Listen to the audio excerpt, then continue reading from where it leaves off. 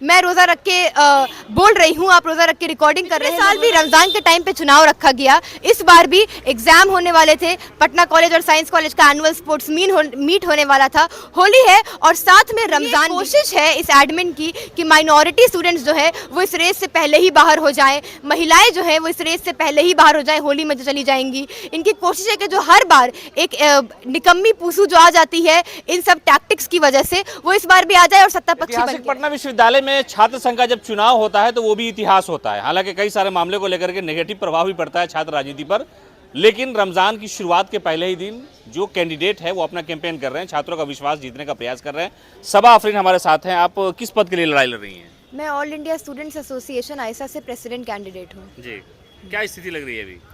स्थिति जो है चुनाव की इस बार काफ़ी ठीक लग रही है, लोग रिस्पॉन्ड कर रहे हैं हमारे मुद्दों पे, क्योंकि मुद्दों पे हम बात कर रहे हैं। हम देखते हैं कि जो चुनाव का टाइम होता है किसी भी कैंपस का सबसे पॉलिटिकली सक्रिय टाइम होता है, लेकिन जब हम ग्राउंड पे उतरते हैं आइडियोलॉजी की बात करने के लिए तो देखते हैं कि यहाँ तो लोग नल जल योजना से आगे ही नहीं बढ़ पा रहे हैं। तो अगर आप एक स्टेट फंडेड यूनिवर्सिटी में पढ़ रहे हैं जहाँ हर साल इलेक्शन हो रहा है, एक पूसू चुन के आ रही है, और तब भी आपको पूरे साल नहीं, इलेक्शन के टाइम नल जल कैंटीन कॉमन रूम के बारे में बात करना पड़े, मतलब ये पूसू बिल्कुल निकम्मी है। अगर महिलाओं की सुरक्षा इस कॉलेज में नहीं है 3 महिला कैंडिडेट होने के बाद, इसका मतलब ये पूसू बिल्कुल निकम्मी है।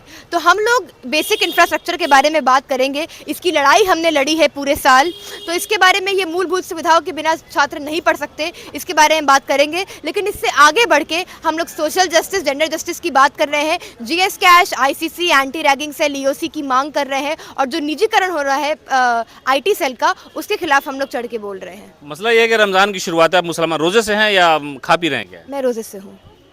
हम देखते हैं कि जो यहाँ पर की पूसू है हमेशा से चुन के आई है, वो सत्ता पक्षी रही है, तो सत्ता ने भी हमेशा कोशिश की है कि जो पूसू आए वो सत्ता पक्षी ही आए। पिछले साल भी रमज़ान के टाइम पे चुनाव रखा गया, इस बार भी एग्जाम होने वाले थे, पटना कॉलेज और साइंस कॉलेज का एनुअल स्पोर्ट्स मीट होने वाला था, होली है और साथ में रमज़ान भी है। तो हम देखते हैं कि एक तरह के स्टूडेंट्स अब कैंपस में निष्क्रिय रहेंगे, गायब रहेंगे। मैं रोज़ा रख के बोल रही हूँ, आप रोज़ा रख के रिकॉर्डिंग कर रहे हैं, लोग रोज़ा रख के कैंपेन करेंगे। तो ये एक कोशिश है इस एडमिन की कि माइनॉरिटी स्टूडेंट्स जो है वो इस रेस से पहले ही बाहर हो जाएं, महिलाएं जो है वो इस रेस से पहले ही बाहर हो जाएं, होली में जो चली जाएंगी। इनकी कोशिश है कि जो हर बार एक निकम्मी पूसू जो आ जाती है इन सब टैक्टिक्स की वजह से, वो इस बार भी आ जाए और सत्ता पक्षी बन के रहे। पिछला चुनाव हमने देखा है कि ठेला लग जाता है गोलगप्पे का और लिट्टी का, और जो भी खाना चाहिए लड़कियों को खिला कर उनसे वोट ले लिया, तो मुद्दा ही नहीं रहता है। पूरे बिहार में जो महिलाओं का वोट है वो हर इलेक्शन में बहुत अहम रहता है, और पूसी में हम इसकी ही एक छवि देखते हैं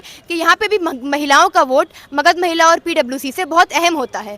और यहाँ पर लोग महिलाओं का वोट तो लेना चाहते हैं, लेकिन पॉलिटिकली महिलाओं को सक्रिय नहीं करना चाहते, उनमें कोई विचारधारा नहीं डालना चाहते, और उनमें खुद में जो विचार हैं, हमने जब नीट छात्रा का मार्च निकाला आइसा में, हमने जब यूजीसी का मार्च निकाला, तो हमने देखा कि यहाँ पे महिलाएं बहुत पॉलिटिकली एक्टिव हैं, वो सोचने समझने वाली महिलाएं हैं, लेकिन ऐसी कोई स्ट्रॉन्ग महिला लीडर नहीं है जो स्पेस क्रिएट करे ऐसी किसी चीज़ के लिए। तो ये महिलाओं को ऐसे ही देखते हैं कि इनकी कोई आइडियोलॉजी नहीं है, इनको तो हम पिज्ज़ा बर्गर खिला के, भैया को खड़ा करा के, किसी टोकन महिला कैंडिडेट को खड़ा करा के जिसको भैया चला रहे हैं, हम इनका वोट ले लेंगे। लेकिन आइसा क्योंकि महिलाओं के लिए पहले से लड़ता आ रहा है, मार्च निकालता आ रहा है, हॉस्टल बेड के लिए, डेटा लीक होने के लिए बात करता आ रहा है यहाँ की महिलाओं से, इसलिए हमें पता है कि यहाँ सोचने समझने वाली महिलाएं हैं, जिनको अगर पॉलिटिकल स्पेस दिया जाए तो यहाँ की महिलाएं बहुत ज़्यादा पूरे बिहार में सबसे ज्यादा पॉलिटिकल साबित होंगी। क्या लगता है सेंट्रल पर किस ओहदे के लिए लड़ाई लड़ रही है? मेरा नाम अदिति है, मैं पटना कॉलेज से समाजशास्त्र की छात्रा हूँ और महासचिव प्रत्याशी हूँ।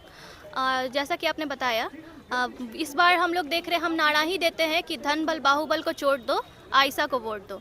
हमारे कुछ मुद्दे हैं, हम पिज़्ज़ा बर्गर पे वो नहीं करते हैं और धन बल बाहुबल का इस्तेमाल भी नहीं करते। हम मुद्दों पर लड़ते हैं, हमारे मुद्दे भी मजबूत है, आईसीसी है, जेंडर सेल है, और तमाम तरह की जो चीज़ें हैं, जो प्राइवेटाइजेशन चल रहा है यूनिवर्सिटी में, जो आईटी सेल है, जो एक प्राइवेट एजेंसी है जो छात्राओं का डाटा लीक करने का काम करती है। इसी एमएमसी की 10,000 छात्राओं का डाटा लीक हो जाता है, ना आईटी सेल अकाउंटेबल होता है, ना प्रिंसिपल अकाउंटेबल होता है, और ना वीसी अकाउंटेबल होती है। ये बहुत बड़ा सवाल है कि इसकी लापरवाही से छात्र छात्राएं जो परेशान हो रहे हैं, ये बहुत बड़ा मुद्दा है।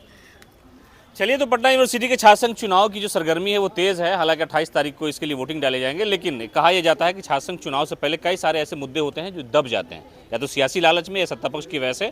और ऐसा ही इल्ज़ाम जो लिफ्ट के कैंडिडेट है उनका कहना है कि हमेशा चुनाव ऐसे समय में कराया जाता है ताकि कुछ खास समुदाय के लोग वोट न दे सके और हम जीत जाए। लेकिन इस बार मुद्दा अलग है, न तो खाने पीने का इशू है, यानी कैंपस में महिलाओं की सुरक्षा, उनकी सुविधाएं को लेकर के लिफ्ट की जो पार्टियां हैं या इस तरह के जो छात्र विंग के लोग हैं वो हमेशा लड़ाई लड़ रहे हैं। उनका कहना है कि इस बार हम ही लाल सलाम के जरिए लोगों का विश्वास जीतेंगे।